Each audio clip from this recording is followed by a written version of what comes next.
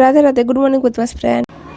So friends, welcome back my channel. আমি প্রতিমা নিয়ে এসেছি আর একটি ব্লগ। তো তোমাদের দাদা গেছিলেন কিছুদিন আগে মা বৈষ্ণব দেবী। তো বৈষ্ণব দেবী সত্যি নজারা এত সুন্দর, মানে সে বলার নেই, মুখে প্রকাশ করার নেই, কারণ স্বয়ং মা সেখানে বসে আছেন। তো মায়ের কাছে যাওয়া সত্যি অনেক সৌভাগ্যের, অনেক কি বলবো, অনেক বড় কথা। তো মা না ডাকলে সেখানে যাওয়াই যায় না, পৌঁছানোও যাবে না। তো মা যা হোক ডেকেছিলেন বলে গিয়েছিলেন।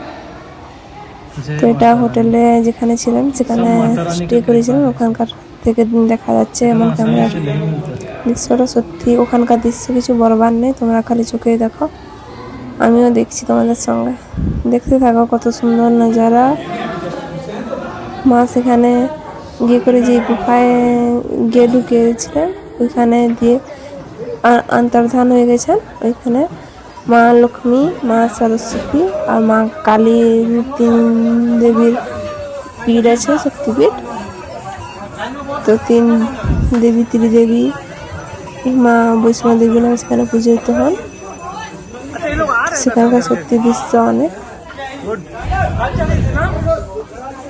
মানে এত সুন্দর যেটা বলার নেই। ওই যে একজন দাদা বলছেন লাইক করে দিতে সবাইকে, তো প্লিজ তোমরা করে দাও, সবাই লাইক সাবস্ক্রাইব সবাই করে দাও। জয় মাতা দি। তোমরা কে কে গেছো বৈষ্ণব দেবী নিশ্চয়ই জানাবে। তো এখানে সত্যি কবে জানি না, কপালে হয়েছে আমার যাবার, কবে আমি যেতে পারবো সেটা জানি না, মা কবে ডাকবেন। তো যবে ডাকবেন নিশ্চয়ই আমি যাব। তোমার খালি নজারাটা দেখো, কি সুন্দর, কি অপরূপ, মানে যেটা বলারই নেই, এত সুন্দর দৃশ্য।